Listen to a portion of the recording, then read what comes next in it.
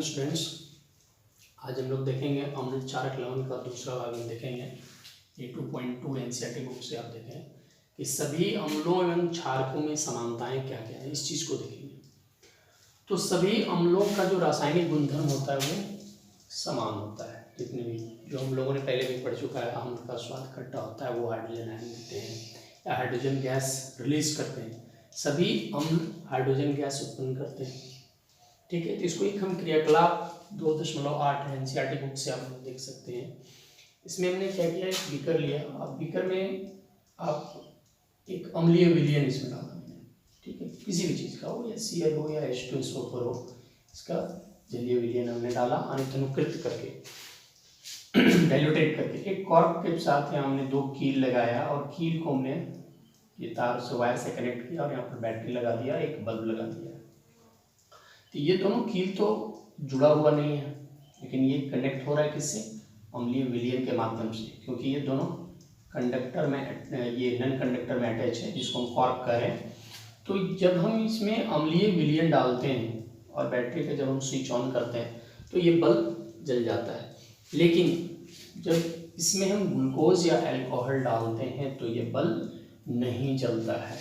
पहले अम्ल वाले मामले में बल्ब जलता है और ग्लूकोज या अल्कोहल देते हैं तो बल्ब नहीं जलता है। इसका मतलब क्या है कि विद्युत धारा का जो प्रवाह होता है वो आयनों के द्वारा होता है। ये हम लोगों ने यहाँ पर लिख के रखा है कि विद्युत धारा का प्रवाह आयनों द्वारा होता है और अम्ल में उपस्थित हाइड्रोजन आयन के कारण ही बल्ब जलने लगता है। और अम्ल जो है वो कैसे हाइड्रोजन एक्वस यानी जलीय विलयन में आयन उत्पन्न करते हैं।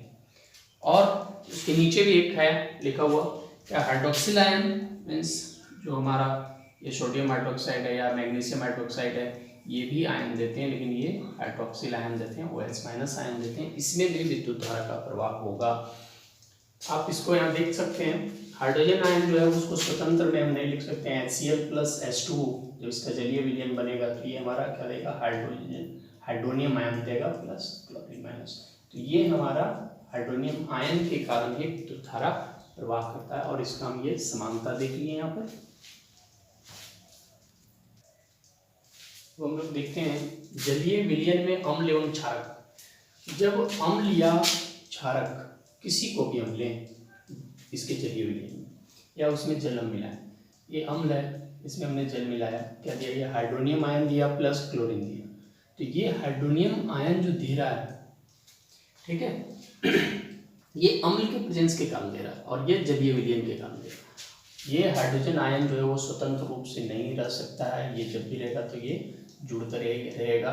इसको हम H+ या H3O+ आयन कह सकते हैं और ये हाइड्रोजन जो है स्वतंत्र नहीं रह सकता है। इसमें एक एक्टिविटी है 2.9 में, इसमें तो प्रश्न दिया हुआ है कि शुष्क HCl गैस अगर निकल रहा है तो क्या करेगा, ये लिटमस पत्र को नीला करेगा या नहीं करेगा। शुष्क है तो नहीं करेगा क्योंकि इसमें जलीय विलयन नहीं है, शुष्क मीन्स सूखा हुआ, ठीक है। और HCl विलयन है यानी इसमें जल की मात्रा है, तो ये क्या करेगा, ये जो है नीला लिटमस पत्र को लाल कर देगा, नीला लिटमस पत्र को ये लाल कर देगा। इससे ये पता चल जा रहा है कि इसमें हाइड्रोजन आयन है और ये अम्ल की मात्रा है, लेकिन शुष्क में नहीं होगा, ये इसे लाल में परिवर्तित कर देगा। कहने का मतलब कि ये जलीय विलयन में ही अम्ल के गुण को प्रदर्शित कर रहा है। दूसरा है हमारा क्षारक। क्षारक जब जल के साथ अभिक्रिया कर रहा है या इसके जलीय विलयन को हम देखें तो क्या दे रहा है, ये सोडियम आयन देगा प्लस हाइड्रोक्सिल आयन या हाइड्रोक्साइड आयन देते हैं और ये OH आयन देता है।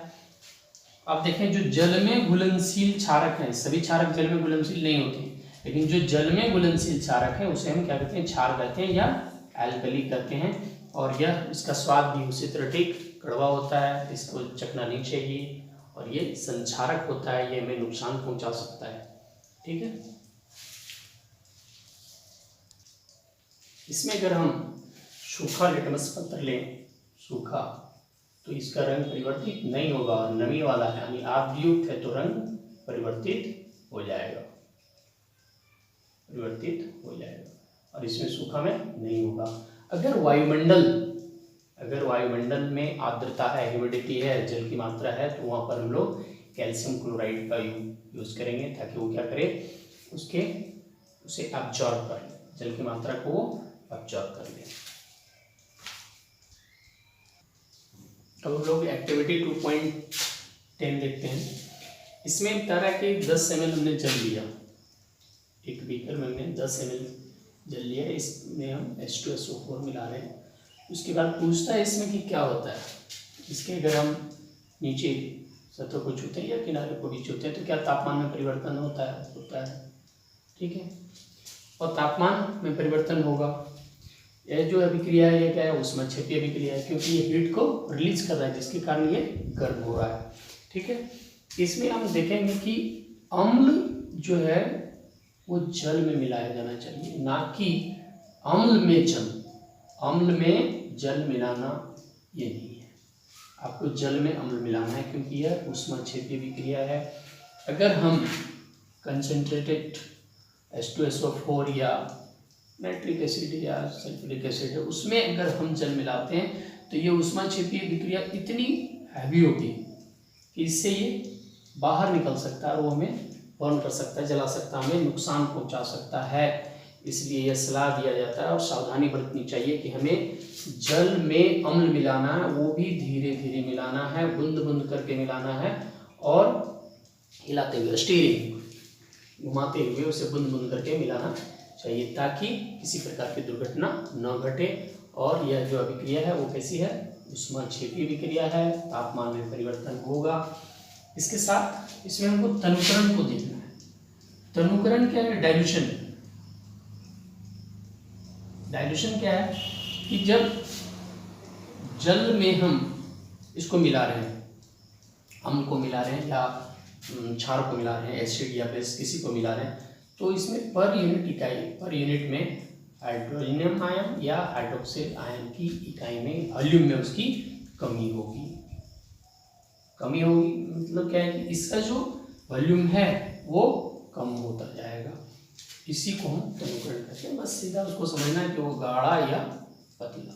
तो तनुकरण करने का मतलब कि प्रति इकाई जो है सो इसको कम करना है। इसी प्रक्रिया को हम क्या कहते हैं, तनुकरण कहते हैं।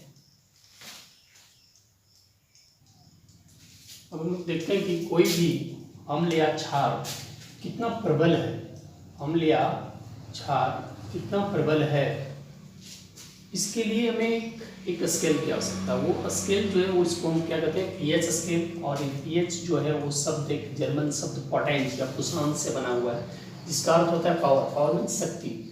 इसमें देखना क्या है कि शक्ति किसकी, हाइड्रोजन आयन की। अब यहाँ देख रहे हैं कि हाइड्रोजन आयन की जो है ये शक्ति धीरे धीरे धीरे धीरे इधर कम होती जा रही है और इधर हाइड्रोक्सिल आयन का शक्ति बढ़ता जा रहा है।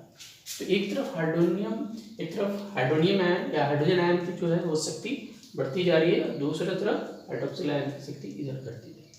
इधर ये घटता जा रहा है, इधर ये बढ़ता जा रहा है। तो यहाँ पर जब हम देखेंगे जो हाइड्रोजन आयन की सांद्रता की वृद्धि हो रही है, इस जब हाइड्रोजन आयन की सांद्रता की वृद्धि हो रही है तो अम्लीय स्वभाव की भी वृद्धि होगी, स्वाभाविक है। और यहाँ से इस ओर जाएं तो हाइड्रोक्सिल आयन की बढ़ रही है, तो इसमें क्या होगा, क्षार की गुण की वृद्धि होगी। इसका मतलब क्या हुआ कि ये जो पीएच स्केल है इसका मापदंड कितना है, 0 to 14 है, बीच में हमारा 7 है। 7 क्या है, उदासीन है। उदासीन जो शुद्ध जल है, यानी ना ही वो एसिडिक है ना ही वो बेसिक है। लेकिन यहाँ से जैसे हम इस ओर जाएंगे वह कैसा होता जाएगा, क्षारीय होता जाएगा, और यहाँ से इस ओर आएंगे वो अम्लीय होता जाएगा। जैसे जठर रस जो गैस्ट्रिक जूस है, जो हमारे स्टोमक सेक्रेट होता है, उसका पीएच वैल्यू कितना होता है, 1.2। इसका मतलब वो क्या है, अम्लीय है। नींबू का रस, नींबू ऐसे स्वाद में खट्टा होता है, इसमें सिट्रिक एसिड है, तो ये भी क्या है, अम्लीय है। जो हम लोग एंटासिड के रूप में लेते हैं मैग्नीशियम हाइड्रोक्साइड, ये हमारा क्या है, क्षारकीय बेस है। सोडियम हाइड्रोक्साइड इसका 14 है। तो इस तरह से हम मेजर कर सकते हैं, लेकिन इसमें ध्यान रखना है जिसका पीएच वैल्यू जितना कम होगा उतना वह अधिक अम्लीय होगा, और जितना अधिक होगा पीएच उतना वह क्षारकीय होगा। तो पीएच स्केल को हम जाने 0 to 14, 7 जो है वो न्यूट्रल है, उदासीन है, 7 से बिलो ज़्यादा, इसमें हम कहेंगे जहाँ पर जितना हाइड्रोजन आयन कम होगा उतना वह जो है वीक एसिड होगा या दुर्बल अम्ल कहेंगे, और हाइड्रोजन आयन अधिक होगा तो क्या होगा, वो स्ट्रॉन्ग एसिड होगा। ठीक उसी प्रकार हाइड्रोक्सिल आयन में भी होगा, इसका जितना ये कम होगा उतना वो एसिडिक, यानी कम बेसिक हो, लेस बेसिक, यानी जब लेस बेसिक होगा तो क्या होगा, अधिक एसिडिक होगा। आप दोनों स्केल को आप बीच में से आप देख सकते हैं, ये बढ़ रहा है, ये देखिए ये बढ़ रहा है और ये घट रहा है।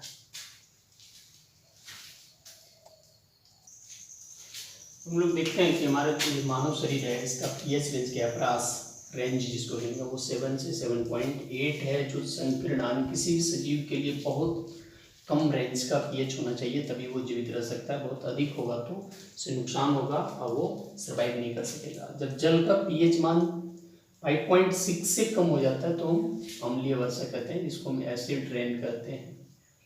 ठीक है, जो हमारे पेड़ पौधों को नुकसान पहुंचाएगा। नदी के जल का पीएच वैल्यू कम हो जाएगा तो उसमें जो जीव हैं, जब पीएच वैल्यू कम होगा तो जो उसमें एक्वाटिक एनिमल्स हैं वो मर जाएंगे। वीनस शुक्र ग्रह, उसका वायुमंडल जो है सो सल्फ्यूरिक अम्ल के सफ़ेद और पीले बादलों से बना हुआ है, इसके कारण यहाँ पर जीवन संभव नहीं है। अब आगे हम लोग देखते हैं कि हमारे पाचन तंत्र का, हमारे पाचन तंत्र में हम लोग जो भोजन करते हैं, ठीक है, तो पाचन तंत्र में क्या है, जब हमें बहुत ज़्यादा एसिडिटी हो जाती है, तो बहुत ज़्यादा अम्ल का सेक्रेशन हो जाता है, तो उस कंडीशन में हम लोग क्या लेते हैं, मिल्क ऑफ मैग्नीशिया लेते हैं। मिल्क ऑफ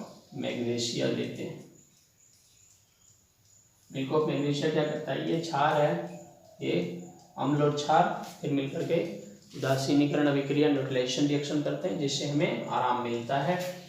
तो ये लेने से हमारे उदर में, हमारे पेट में जो दर्द महसूस होता है गैस के कारण, वो उससे रिलीफ मिलता है। किसको लेने से, मिल्क ऑफ मैग्नीशिया, जिसको हम मैग्नीशियम हाइड्रोक्साइड कहते हैं। आगे इसमें हम लोग दंतक्षय को देखते हैं। जब पीएच वैल्यू जो है वो हमारा 5.5 से कम हो जाता है, पीएच वैल्यू जो है वो 5.5 से कम हो जाता है हमारे मुंह में, तो दंतक्षय होना शुरू हो जाता है। दंतक्षय कहने का मतलब क्या होगा, टूथ डिकेइंग।